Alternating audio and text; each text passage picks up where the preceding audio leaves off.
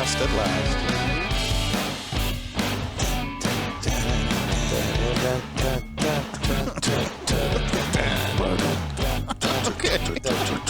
Enough.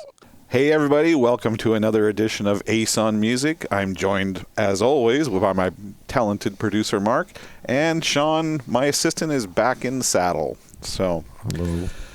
So, this week I wanted to talk about something that might push a few buttons, but I think it's worthy of conversation. My days of dealing with COVID lockdown usually results of me sitting down in the evening and putting on some of my favorite music and listening. And the other day I was in the mood for some metal that I was listening to, and I came across, I was scrolling through my thing, and I came across one of my favorite artists, Marilyn Manson.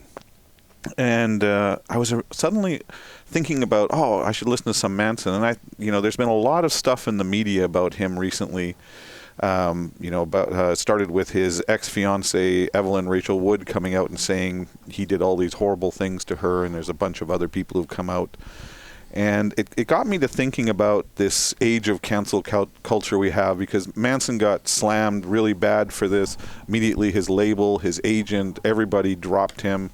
And I was sitting there thinking that I was actually feeling a little guilty about wanting to listen to Marilyn Manson, thinking, should I really still be allowed to do this? Like, am I somehow supporting some very unacceptable behavior by listening to Marilyn Manson now? And so I thought we could talk about this. I mean, I've been listening to Manson since his first album came out, Portrait of American Family, back in the 90s. And I think that he was one of the most innovative musicians that came along out of that entire era. But Sean, what do you think? Like, how do you feel about how when you encounter artists like this who've done things in their real life that are unacceptable, but does that mean that we have to stop listening to their music? No, I kind of try to separate myself from thinking that way. I mean, it's really hard. I understand exactly where you're coming from on this. Some of my favorite artists, being like, I'm going to use John Lennon as an example. Being a father, almost a single father at first, I hated deadbeat fathers because I grew up, not having my dad around and not really having any father figures, and then I vowed never to do that to my kids if I ever had one. And one of my favorite bands were the Beatles. And you think about, him being the deadbeat, John Lennon being a deadbeat dad with his son, and there's just a lot of, I try to separate those thoughts because I love music, and if I had to separate what artists do versus what I listen to, I mean, come on, we all know that they made great music, and whatever they did in their personal life, that it is hard, but you do feel guilty. Like Gary Glitter, yeah, that was another one. Him up, and he's like one of the artists that I won't listen to in front of people, but on a guilty pleasure, I'll listen to it by myself. But it does make me feel really guilty listening to him. Well, Gary Glitter is a perfect example of what I'm talking about. Here's a guy who got in some real trouble a number of years ago, fled the law, that sort of thing. But society as a whole seems to have ignored that, shoved it aside, because there's hardly a major sporting event that you can attend where you don't hear Gary Glitter's famous, rock and roll song played there. And so apparently people seem to be okay with it when it comes to musicians to a certain degree. Maybe it's just the time, because, Gary Glitter's offenses happened some time ago. But it does seem that musicians seem to get more of a free ride than, say, actors do. I mean, we're in the middle of this cancel culture where, if somebody does something out of line, they immediately get branded and get drummed out. I mean, now, you have things like the Me Too movement. It was a very important movement, and I'm not trying to disparage it, but it seems like the people who got nailed under that one are treated with more harshness than the musicians. Like, it doesn't seem to make sense to me. But So, Mark, I know you have some points, some very important points of view on this whole topic. What is it you have to say? Well, Ace, here are a couple of thoughts, without diminishing the value of all of these causes. I don't really believe in cancel culture. I think cancel culture is a wonderful tagline that's designed to disparage the idea that boycotts are bad. But boycotts have been here since the 1800s. There was a period of time where I didn't want to buy Chick-fil-A. There was a period of time where Hobby Lobby was off my limit. I remember not drinking Coors beer because I didn't like their view of my religious background.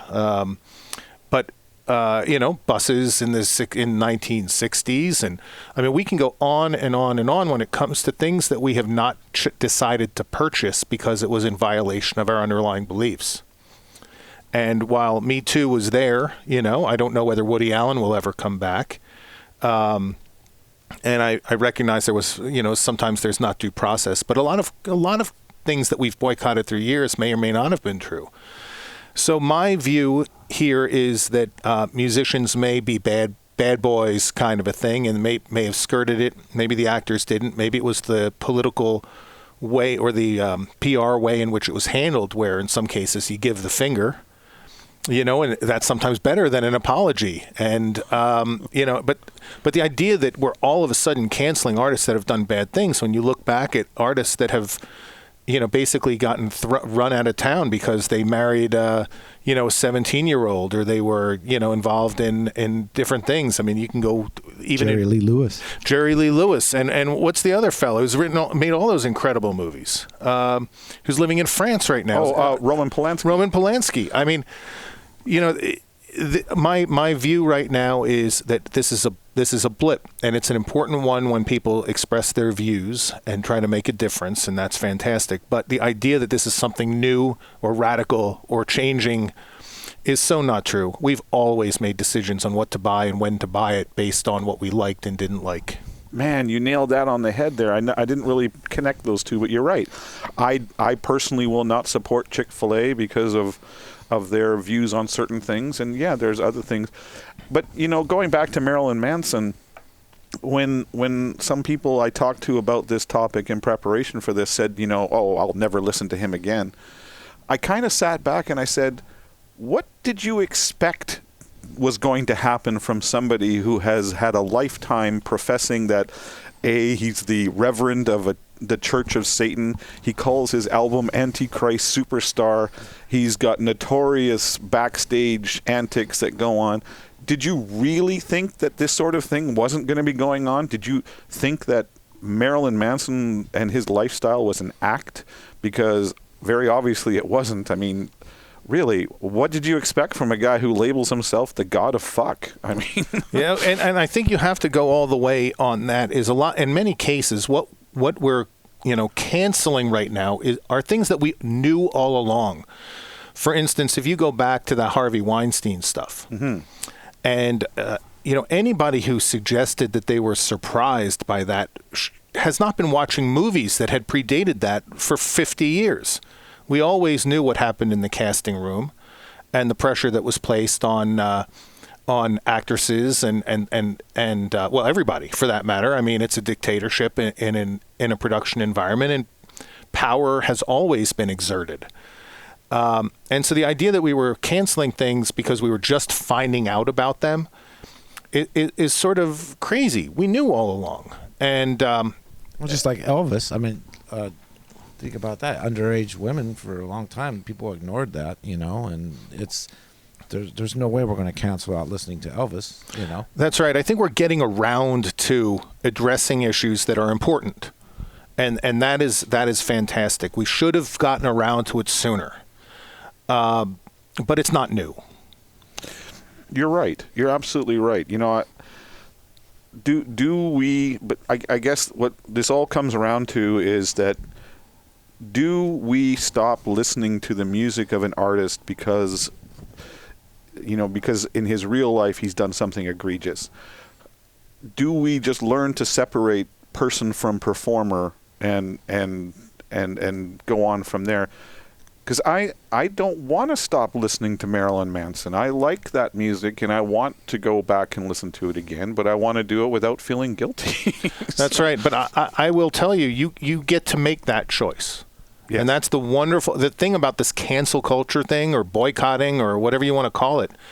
For all of your entire life, you got to make the choice over what you wanted to listen to. And I will tell you, I love Pink Floyd. I won't listen to them. I don't want to listen to them again. I don't like the fact that he hates Jews. Yeah. I don't like that. And as a result, I canceled Pink Floyd 20 years ago because his views were out there and I didn't like them. And so that is not a cancel culture. That is a preference that I don't want to support people who have that viewpoint. I don't drink Coors beer because I don't want to support people who have that viewpoint. And that is my right. It's always been my right. And it's, like I said, it's not a new right. But it's the way consumers make decisions over what brands they like, what brands they don't, and how they allocate their money. So, very good point. Very, very good point. You know, when I was growing up, one of my mother's favorite artists that she would listen to quite often was Rolf Harris. And so I grew up with that as part of my childhood makeup and always hearing those songs. And of course, he ran into some issues a few years back, and I have to admit it kind of killed a little part of my childhood. You know, it was like suddenly, wait, this guy who was always, you know, the happy-go-lucky, you know, Australian singer who sang about kangaroos and billabongs and things like that, and suddenly he's off doing nasty things to people. But you're right, it's a personal decision, but you know, I don't know what else to say on that front. Are there any artists that, other than the ones we've mentioned, that either of you are avoiding because of things that they've done in their real life?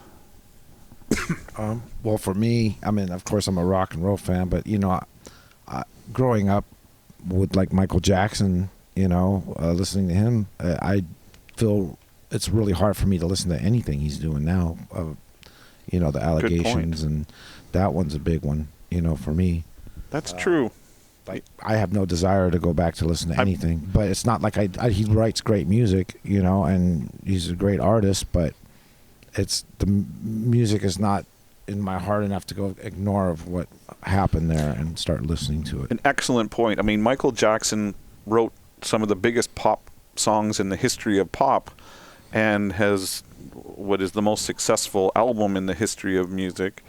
But you're right. You have to wonder, because when he's writing those songs, that's coming from a very creative place within him, and how much of that is rooted in this really dark side of him and dark part of him that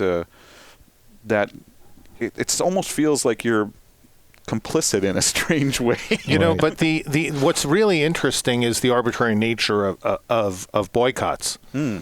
Is you know, Michael Jackson was never really canceled.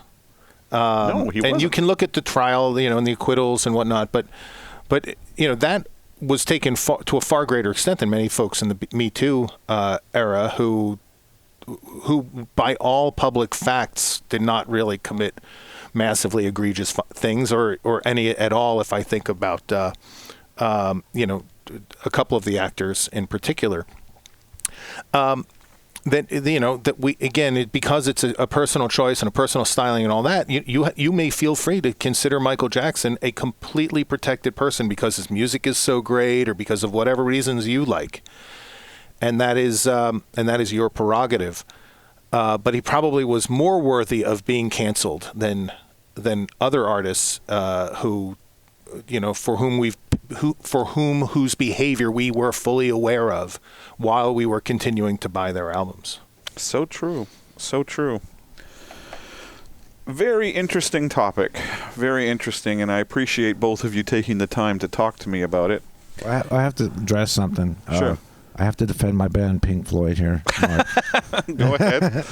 But I think they didn't write music about hating Jews. It was kind of the opposite. You got to really dive deep into the lyrics of what they were talking about. Actually, I don't think that Mark's referring to his lyrics. Roger Waters has been very vocal in the media about being very anti-Jew. Well, Yeah, it's who he is, not what he wrote about. Right. Yeah.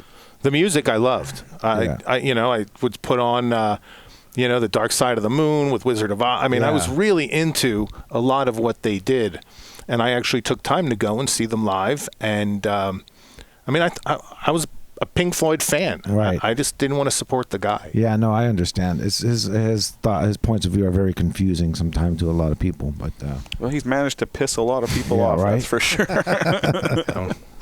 Anyway, I want to thank all of you out there for your continued support. You can always send us feedback to the acetalksmusic@gmail.com email address, or leave comments in the YouTube section or in Buzzsprout or however you listen to the show. And thank you very much to Mark and Sean for this interesting conversation this week. Thank you. And why don't you come join us over at the patreon.com platform, where we're going to have our after-hour show next. And in the meantime, everybody stay safe.